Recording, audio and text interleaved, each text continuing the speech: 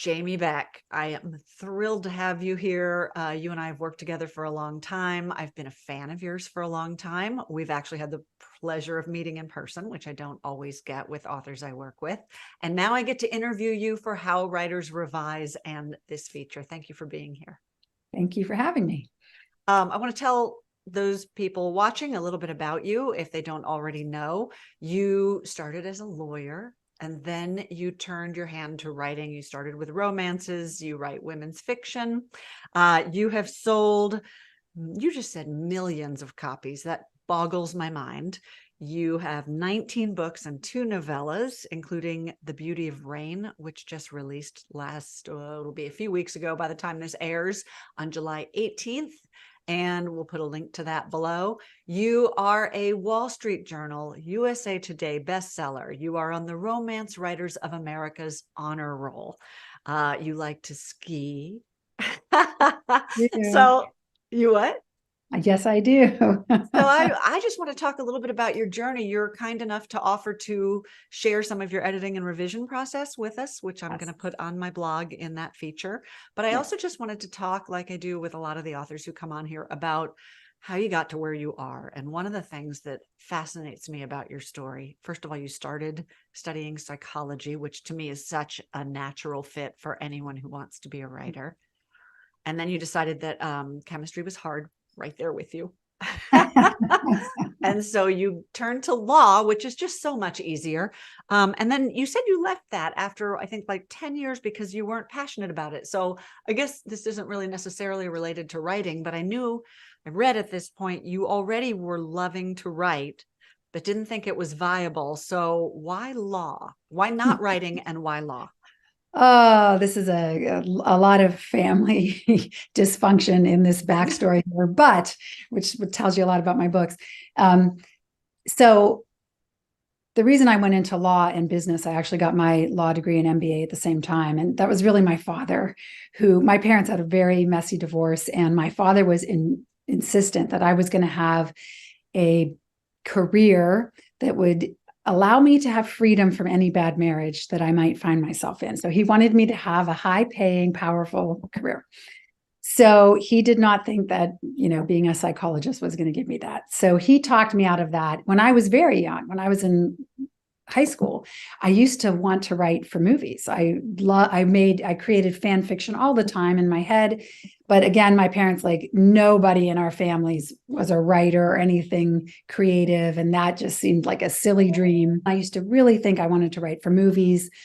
But my parents, again, they didn't think that sounded like a very pragmatic path. So that's what kind of led me to law. I didn't have a really strong sense of myself, and I was easily convinced that my ideas weren't the best ideas. So I went into law, and it was really a commercial practice. So I represented developers and banks and writing contracts. I'm not a confrontational person, so I didn't want to litigate or anything like that. And really why I stopped was I had my daughter, my firstborn, and I was lucky that my husband's job was enough that I had the option to stay home and be a stay-at-home mom. So I had my daughter, and then, I was older when I got married. So I had my son, within 2 years of that.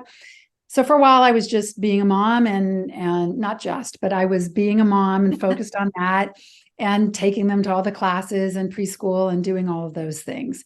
Once they were both in grade school, I had more time to myself, in the day. And so I started thinking like, well, what can I do where I'm still home when they're home, but, I need to do something with all this brain energy.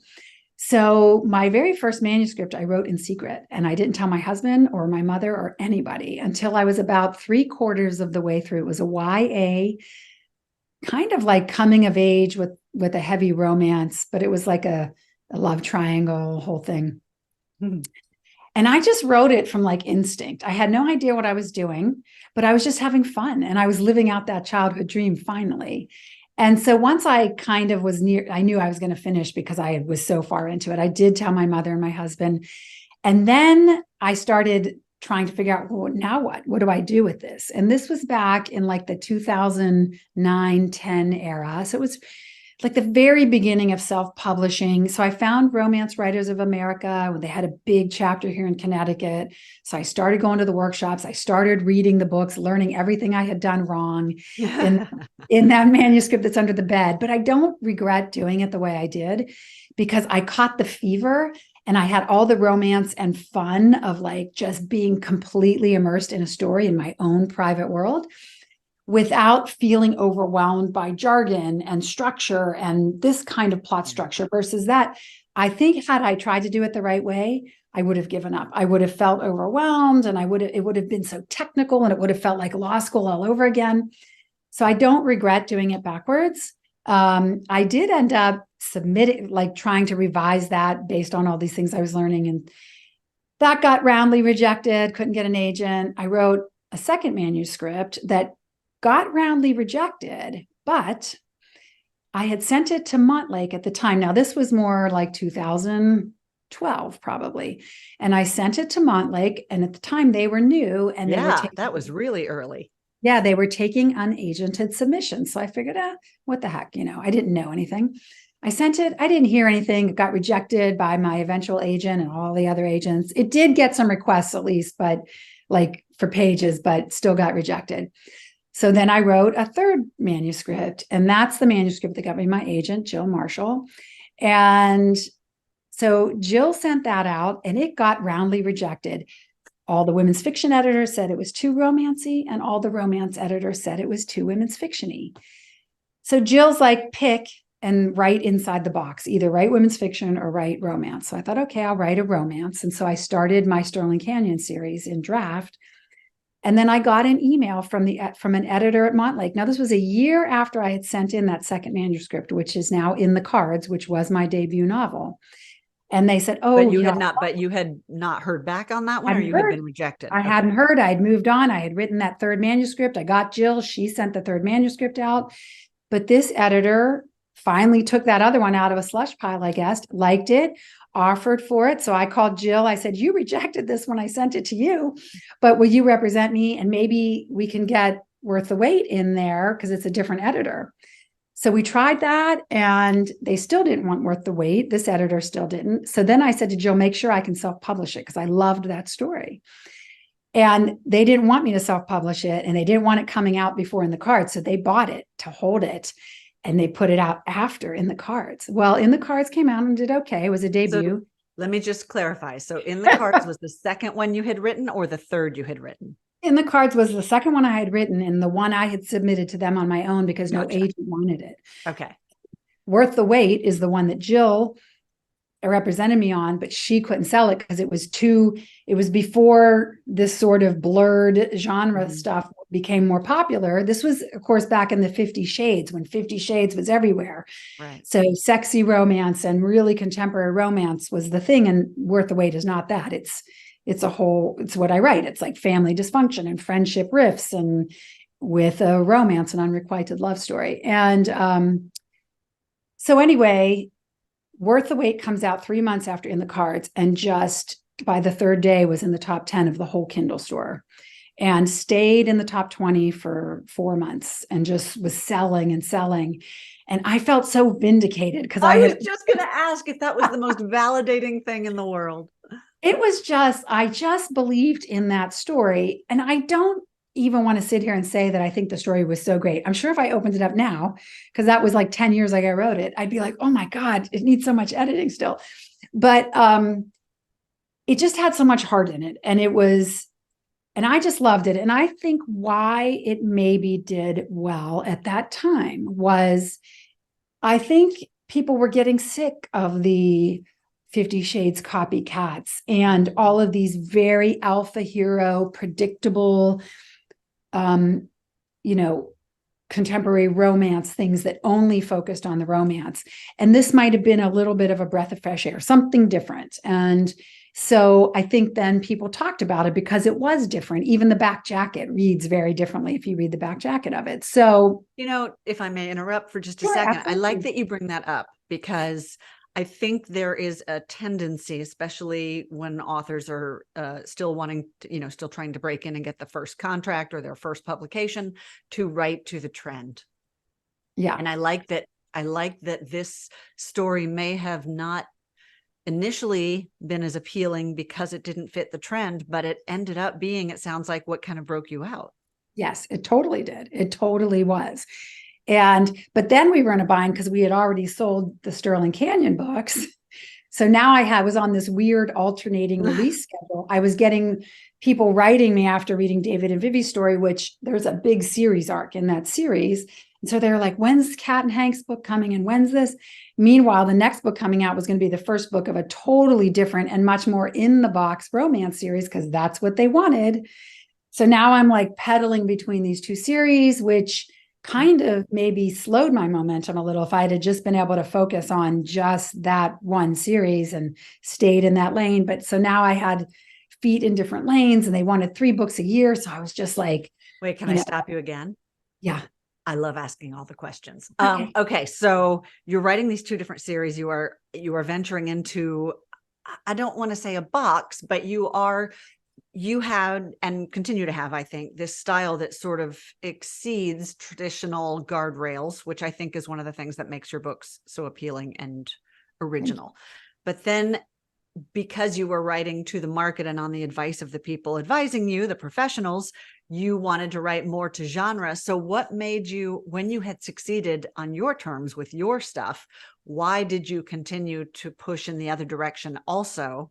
That's part Well, one. I had part to. 2. Okay, go ahead. Oh, I had to, because before Worth the Wait came out, Jill had negotiated another deal for the Sterling Canyon books, which so you were under 2 contracts at this point.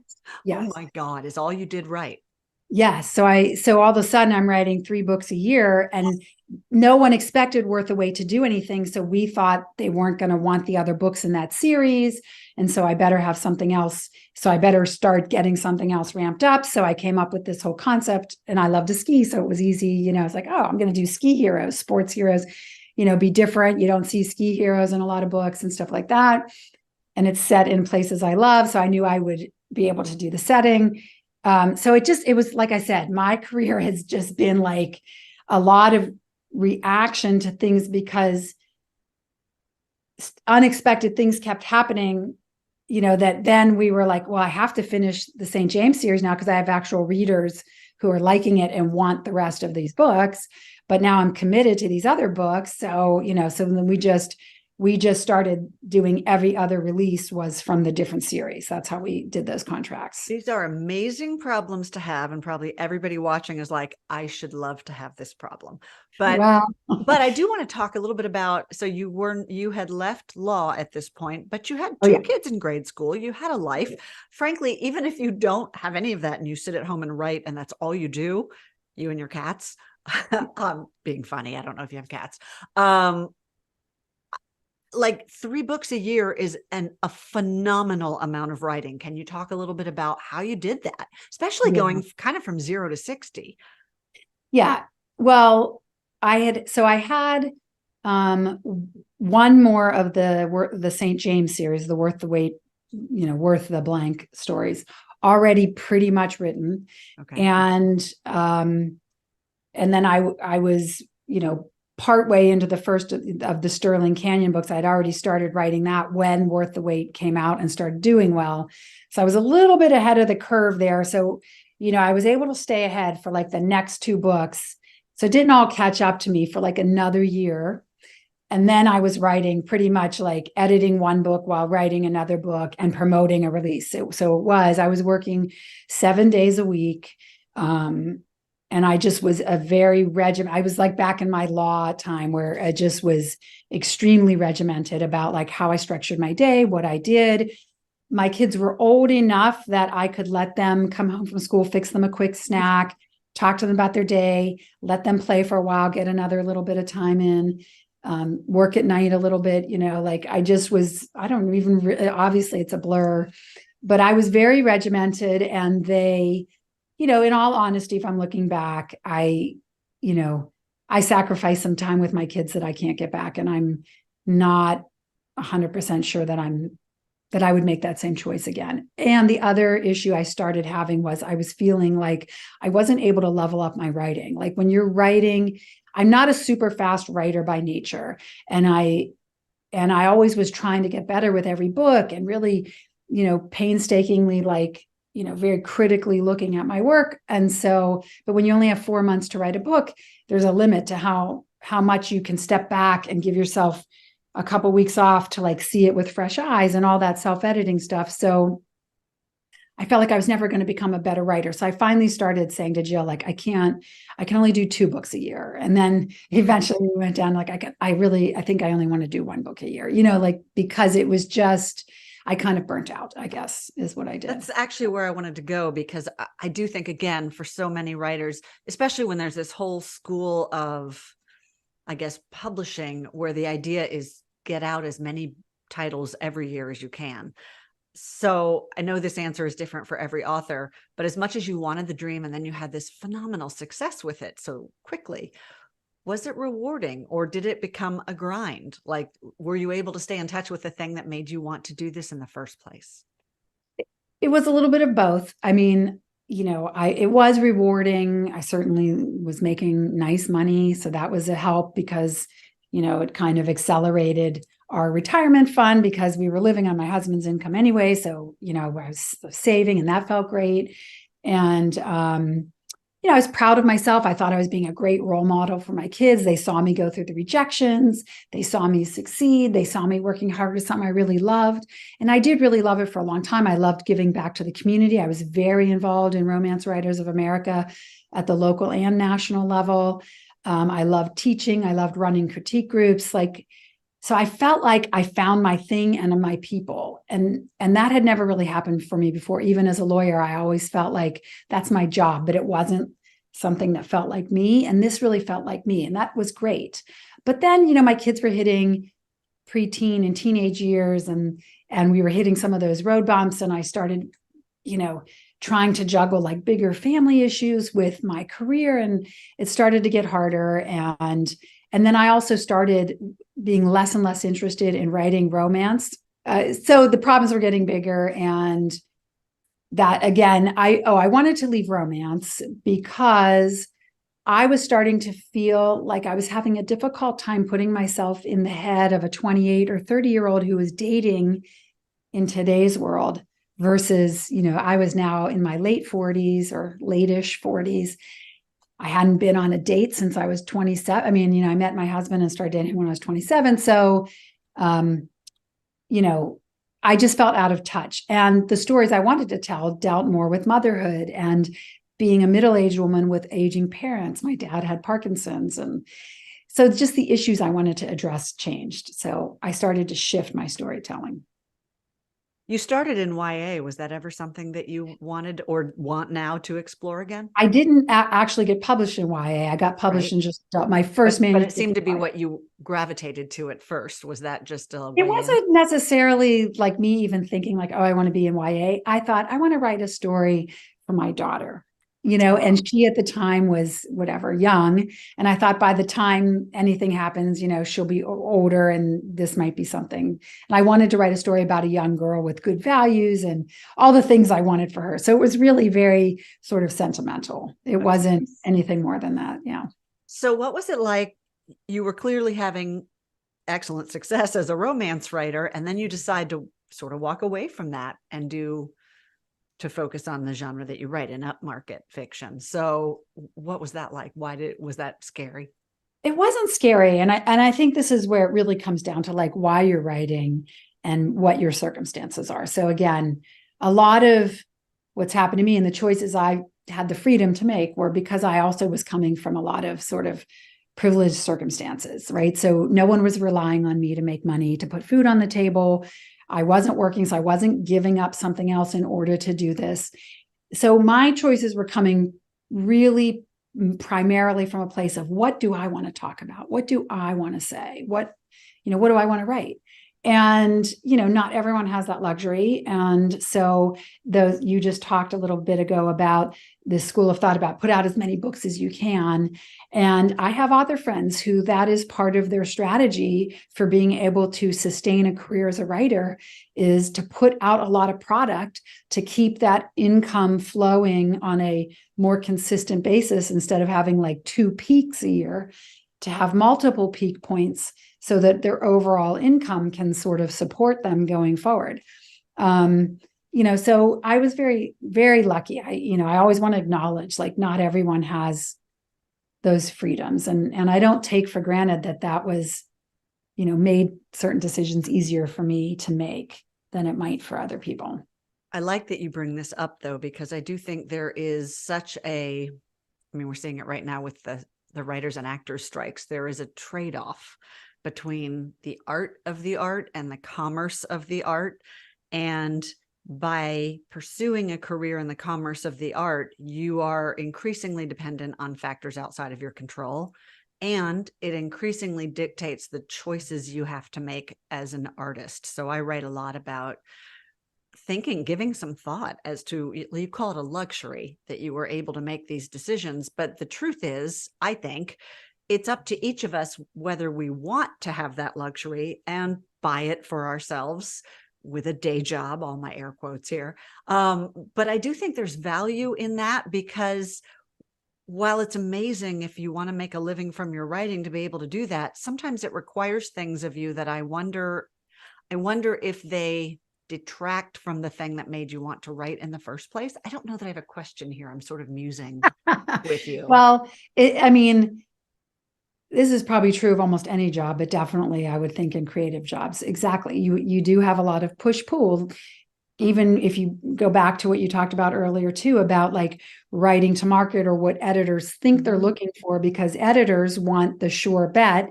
And so if something seems popular, they want to try to piggyback off of that trend and have a better chance of selling versus taking a risk. So it's the same thing as the author. Do you want to take a risk and write what really speaks to you? Or do you want to secure a better chance at getting a contract by writing more what's in the expected box, or what editors' definite preferences are? If you study that, or your agent is telling you these editors are looking for this, can you write something like this? And that's the trade-off. And you have to be willing with any choice we make and the risks and the consequences of those actions. If you have something that's speaking to you, like I did with Worth the Wait, and I was not going to compromise on that book and make it something it wasn't, it paid off for me. It could have just as easily, sunk me. I mean, who to say? But it was worth it to me, Yes, that's exactly where I was just about to go. Is I feel like both those paths are valid, but I guess the key to creating a successful, long-term, rewarding writing career for yourself is thinking about that. Like, which thing is more important to you? Well, and this dovetails into the not so successful side of taking a risk, because I did again in my career, as I veered more and more into heavier women's fiction and was dropping the romantic element out of my stories and only writing one book a year and making all these choices that were right for me at the time I was making them, then my career has likewise now downshifted into something quieter than it was. So again, I went in, my eyes were open. Jill and I had discussions about this. We knew the risks. It might have worked out differently. It didn't. Am I sorry? I'm frustrated, but I'm not really sorry. And I think those are two different things. Like, I'm frustrated because I feel like some of my recent work is by far my best work from a craft standpoint. But, maybe, romance readers are notoriously voracious and they read so many more books a year that they can just buy everything. Women's fiction readers notoriously read less books per year. So they're choosier with the books they read. And, I don't know. But so it's not all upside when you take those risks and stay true to your heart. Sometimes there's a downside, and then you have to figure out, like, do I reinvent again? Do I just keep doing this and this is enough? And that's kind of where I am right now. Well, that's what I wanted to ask is like you're saying, you feel frustrated. You feel like you're doing things that sound like they're artistically fulfilling for you. And having had the privilege of working on a number of your more recent books, I mean, as good as you have been from the very beginning, I see how much even richer and deeper your stories continue to get. So I see the artistic reward of what you're doing. But I also hear in your voice that you have some frustration about it. I mean, I hear it in your words. So, so are you at an inflection point with that right now? Are you thinking about what you want to do next or what direction to move your career in? Yes. So The Beauty of Rain, which just came out, is my last contracted book. So right now I'm without a contract. And last year, after I turned that book in, I had another idea for a book and I loved the idea. I still love the idea. I wrote 60,000 words of this idea. And I realized at that point that I could not make it work. And it had to deal a little bit with a character who had anterograde amnesia. So, like the 50 first dates concept where you can't remember it from day to day. And I have a beautiful theme. I had a great plot worked out, but a character's arc is hard to make work when she's not learning anything day to day because she can't remember. And so I was realizing it started to feel episodic. And for the first time ever since I even started, I didn't finish a book. I put it aside. I had a big talk with Jill about it. And then, I thought maybe this is just a sign. I had some health crises a couple years ago. We've had some family issues going on that have really taken up a lot of my mental energy this particular calendar year. And I just thought maybe this is all just a sign that I'm supposed to step out or at least step way back for a while. But so I tried to do that. Well, it wasn't so much what I want, but I was just feeling like nothing was working. But I just kept playing around with ideas. And so just about 3 weeks ago, I came up with an idea. I wrote up a blurb. I sent it to Jill. And it was the first of many ideas that I've sent her over the last year where she was like, oh my God, I love it. I love it. Like she was extremely enthusiastic. So that helped me feel like, okay, I'm enthusiastic. She's enthusiastic. I felt then the motivation to put all that energy into a new book now. It was hard because having given up on a book after never in over a decade, giving up even on those that first manuscript and the second manuscript that I thought went nowhere for a while, I still had the motivation to keep going. And that's 60,000 words is a lot of commitment. It's a lot. Yeah. I mean, and I was feeling really defeated too. Like, how can I be at this stage of my career and not make this story work? I was racking my brain. And I almost reached out to you to pay you would you be able to read this and tell me why I can't fix this? But yes, we can fix it. It can always be fixed. I am a firm believer in that. There's always a way. So, but it's not always the time. Does that make sense? I think sometimes they have to percolate. And I think maybe now with this new idea, it's a slight genre shift into magical realism. And I think maybe I can use that in the other book to make that issue work as well. So maybe I can resuscitate that book later, at which point I'll be so far removed from it, it'll be fresh eyes again. So I'm feeling enthusiastic again, which is good, which I haven't been for about a year. And, I have my agent's support and she's been great, Jill's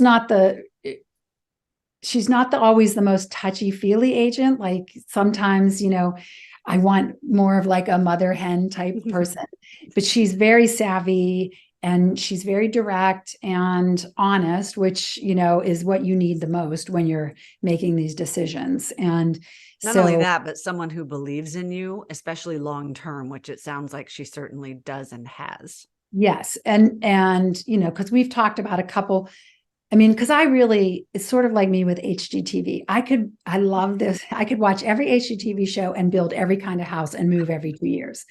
And I think I could write I play with ideas that are thrillers. So I can be a little bit ADHD with oh, I want to do this now. I want to do that now. And so it's good to have someone, she's always like, okay, if that's what you want to do, but here are the things for that or whatever. But, now I'm going to try this and see where it goes, but I'm excited about it. So you said a couple of things here I just love for how illustrative they are of the author's career, especially a long-term author as you are and a successful one. We talked a little bit before we started recording about these ups and downs in the career. Mm-hmm. And I like that you talk about not just the waves of how your career is going, but the waves of creativity, sometimes the well empties. And it sounds like you were okay going, well, I'm just going to take a step back. And I don't know if you, I guess that's the question. Did you have faith at the time that the well would refill, or was that a surprise to you? Because I really think it always refills for creatives. Yeah. I didn't have faith that it would. I mean, I was down, I felt down. I had, it was the last book of my contract. I didn't ever expect to find myself there. To be fair, Montlake did say if I wanted to write romance again, they would give me another contract. But if, that I didn't want to do that. So, so I was out there. And I was like, I felt back at square one, writing from scratch, writing on spec. What if I write this whole book and nobody wants to buy it? Do I go with a new pen name, which is something I had wanted to do before when I was going into women's fiction? Do I do that now? I had all these questions, and for sure, this is why I'm always marveling at people who have other day jobs, particularly day jobs that are also very emotionally draining, like being a lawyer or a doctor, or teachers get drained, right, from students and stuff. It's tough. Like, you need a lot of emotions to bring to the page. And when your emotions are being drained away by other things, then to still be able to come to your laptop and have anything to put out there. Yeah. I struggled with that for sure. And, but like I said, now I feel enthused. Partly some of the issues at home have started to get better. And so that feels like a little bit of a lighter drag on my mental space. Jill being extremely enthusiastic about an idea obviously made me feel like, oh, she thinks she can sell this just on the blurb alone. She's excited. So that's good. Wonderful.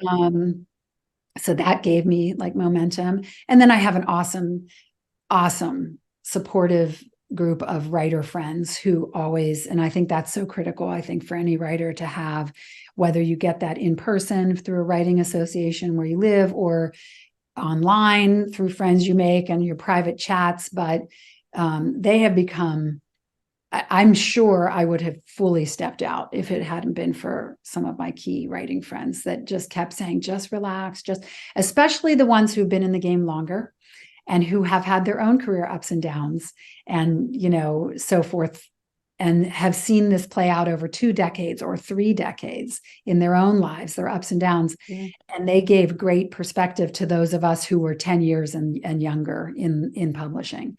That's the reason I like to do these interviews and talk about that stuff, valuable. because I don't think you realize that early in your career that it's going to be, that never ends. You're going to, one's a smash, one's not. You're going to lose editors. You're going to, lose contracts. There's just a million variables you don't control. And the ones who win or who create that long-term career are the ones who just figure out how to weather that. And what I like hearing about your story is you do seem to be light on your feet in that way, that, and you keep calling it a luxury. And yes, it's a luxury that you're able to do that, but it's a luxury any of us can offer ourselves if we want to, with certain trade-offs. As you said, everything is a trade-off. But the idea that you're riding the wave of this career, and you're also, it sounds like, holding on to the part of you, that the artistic part of you that is the motor of it. And the community. I think when I was considering like totally stepping out, I thought about, well, what will I lose if I do that? Because my kids are old. I could travel a lot. I could do all these other things. I could become a house flipper with all my HGTV. But I did. I was seriously, I could, there was a lot of things I could do. But I thought, oh my gosh, I just love this community so much. I love my friends, my creative friends, and I love readers. I love interacting with readers, or when I get letters from readers who've read books and my books. And I thought, I'll lose all this too. And that was like, oh no, that was really ultimately probably the thing that like was the last thing that wouldn't let me go. And so I'm grateful for that. And well, that's a great point, actually, because I hear this from a lot of authors, how important community is. I also hear from a lot of newer authors, they don't know how to find a community. They don't know where to even, especially if you're living in a place that is not like a writer's hub. Yeah. Where do you, I mean, I don't know if you have thoughts on that, but what advice would you give for authors on finding that network? Okay, so I have three different things that I have done. And the first thing, I was lucky because, again, this was back a while ago when RWA was a thriving 12,000 member organization that had local chapters in almost every state. And Connecticut happened to have a very large chapter. We had 110 members, and about 60, about half showed up every month for our monthly Wow. meeting. And so, and Kristen Higgins, who a lot of people will know that name, was one of our members and very generous member. And we had other published members and a lot of unpublished. And so that was a thriving community that right away was very welcoming and very pay it forward. Then I've also joined the Women's Fiction Writers Association, which is smaller and newer, but and they don't have organized like franchised chapters in different states, but members who live near each other and find each other do get together informally. They have a lot of online classes, and they have these online Facebook communities where people just throw up questions. They throw up their queries. Can anyone give me some feedback? And people, they have critique you know, group opportunities too, don't they? Critique group. They have mentoring. I've mentored 2 people there. Since I joined, I've mentored 2 different younger writers. Younger meaning newer in the process, not necessarily younger than me, but and so there's a lot of opportunities there similar to RWA, but just on a different scale and without the regular monthly meetings. Then when COVID hit and after COVID got better, but I had kind of stopped, going to the Connecticut romance writers, the numbers had dwindled with everything that happened with that whole brouhaha. And so I will post a link, kids, if you don't know what happened to RWA. Yeah, it's unfortunate. It makes me sad to think about because it was such there were great elements about that community, even though there were obviously other elements that weren't so great. But one day I was just on Facebook in my local, New Canaan moms Facebook, and some young writers like, hey, does anyone here want to be a writer? I want to start a group for people who want to get together and trade pages and stuff. Aww. Now, none of them were published. They were all in their 30s. But I thought, I miss that energy, and I'm a very, I served on the board of my local chapter. I served on the board of national at RWA. I've been a mentor. I like that. I like reading other people's things because I always learn something that I can use in my own work. Mm-hmm. And it also makes me feel good. Like the people who helped me, I feel like I'm paying that back by also being generous with my time and trying to impart what I know. So I joined. I said, hey, I'll join your group. And I think at first they were a little uncomfortable because I came in with I've got, 15 books or 17, whatever time. And they were always apologetic. And I kept saying, please stop apologizing. I was exactly where you are. And this is helpful for me because it reminds me of things I need to be thinking about. And I'm happy to help you. And when you get published, I'll be excited to, open the champagne with you and stuff like that. So I found a community here in my town with these, and it's small, it's just 4 other women. And they're all different. One's a poet, one's writing a fantasy, one's writing children's books. Her first published book comes out actually in 2 weeks.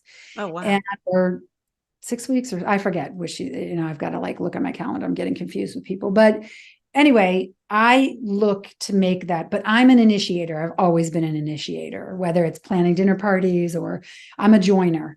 So that helps me. Even though I'm an introvert, I'm a joiner. Yeah. I think that's hard for some writers because many are more introverted and to create a community, unless you have a ready-made RWA for your genre, you do have to be a little proactive with it. Yeah.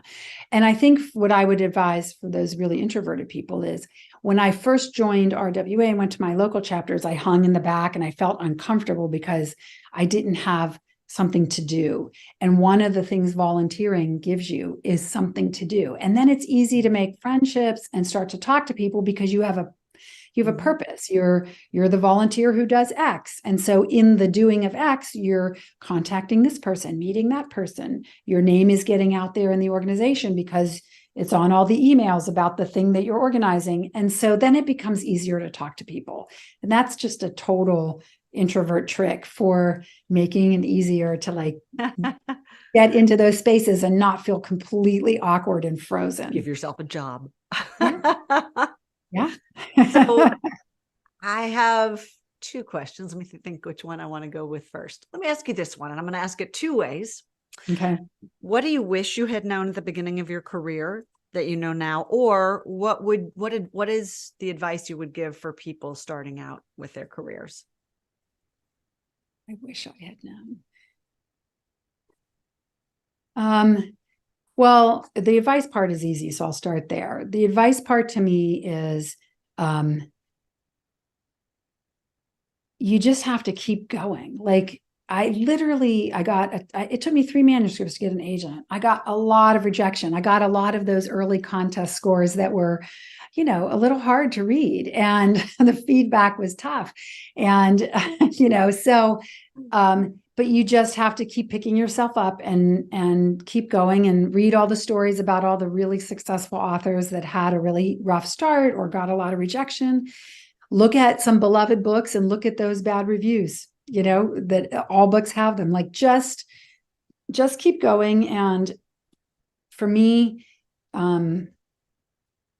it was important to just stay true to what I wanted to talk about. Like, to not buy too heavily into writing to a trend or writing. I really, because I don't know that creatively, if someone's really driven into this, I think there are people who come into publishing who think it's going to be a big moneymaker. And so if that's your thing, I know, but I'm just saying, I think there are, like, after 50 Shades went so, and whatever, and they see like the big success stories. So they think, oh, I'm going to do that. I'm going to get a movie deal. I'm going to be rich. So people who come into it for the money maybe have a different headset, but those of us who are called to it because we have stories we want to tell and things we want to say, themes we want to talk about, I think if you veer from that, first of all, the work is not going to be as authentic because it's not really what you want to say. And I think when it's just like songs, my daughter's a songwriter and a singer, and her friend is a songwriter and singer. And I feel like when you hear songwriters who aren't really writing their own songs and they're more just performers and they're trying to be like a personality, those ones are the ones to me that are always the flash in the pan. Contrast that with like U2, who has a mission with their music of social justice and stuff. And they've been 4 decades of hit records, like when does that happen? Because they're authentic. And so I think it's really important to stay authentic, even if, like me, you find yourself in a bit of a trough at some point. Where I'll end up, I have no idea, but at least I don't feel like I ever sold out, really. And that at least is good enough for me. What I wish I knew. Can I just say, really quickly, though, how much I love that answer. And also, nobody has said that, the authenticity piece. And I think that's such a key part of creating a career that you can be fulfilled by, no matter what happens with it, that at the core, you have created something that is satisfying to you. And at the end of your days, you will look back and you will be proud of the work you've done. Right. I hope, let's hope so. But that's how I really do believe that in my heart. And I think that's also what makes an author's voice, that authenticity piece is a part of your voice. And if you silence it, then you're like handcuffing your voice a little bit, which is really, if you give 10 authors the same prompt, part of what makes them all different is the voice. So if you hamper your voice a little bit by changing your story, I don't know. I don't know. Well, I think that's the thing that readers connect to, too, is that authentic voice. I think that's what we love about the authors that we love. I think so. For me, for sure. The ones that I love to read. And what I wish I knew was, well, I don't know. I feel like, I don't know if that's a question that I feel like sometimes it can trip you up too. Sometimes knowing too much is a hindrance. Just like I said at the beginning of my whole journey, when I kind of just dove into the deep end from instinct and gut and passion and didn't worry about what I didn't know. And I just let myself get absorbed by it. And then I've learned what I needed to know later. And sometimes if you go into something too smart, it can take all the heart out of it. And I think when it comes to art, you don't want to take the heart out. So maybe it's better not to worry too much about what you don't know and not worry about it and just let the exploration unfold. It's a journey. And so maybe part of the journey is the blind, because sometimes like some of the best surprises in my books or in the friendships I've made or the books that have been successful versus the ones that have been less successful, it's the surprise, like, Yeah. And so do you want to take the surprise away by knowing everything in advance? Maybe not. I think you have to be willing to jump a little bit without a net. But to me, what you're describing, and I don't think everybody thinks of it this way, but to me, that's the difference between the drafting process and editing and revision. Like the drafting is when you should be trying to fly and not always knowing, what you just jumped into and finding those happy accidents, to use a phrase. Yeah. And then the editing and revision, I think, is where you can bring in more of that structure and the craft knowledge, because there's a freedom and an artistry to letting your imagination really free and not trying to impose the idea of doing it right. I couldn't agree more with that. As much as I love craft, and you see I have a shelf full of the books and I write them, but I do think there's a time and a place for that. And you have to really let your creativity have no fetters on it. And also just to like, whether it's like talking to agents or showing up at conferences, giving a pitch, teaching a workshop, all of these things that become part of the career as you move through. I don't know, there's like a beauty in it being the first time and kind of going in new. It's just like anything else. When something's new, it's exciting and it has a different energy. I don't know. So I don't like toying with that. But I'm also the kid whose mom was constantly like, do you want to open a Christmas present early? Do you want to? And I would be like, no. I like to wait. I like to delay the gratification. For your marshmallows. The anticipation is so much of the fun, even in a romance novel. To me, once they have the first kiss, then I'm kind of like, sex scenes. Like I love the build up to that. I love the slow burn. So that might be part of why I don't want to know too much too soon.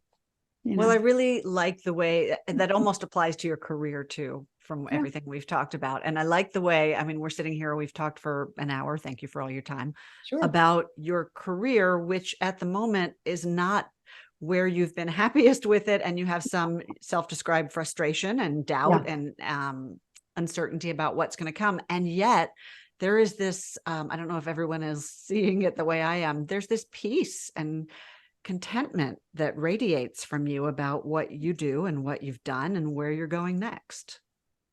Yeah. I think where the peace comes in really is, honestly, I think back to when I was writing that very first book and my thought was, oh, wouldn't it be cool to publish a book?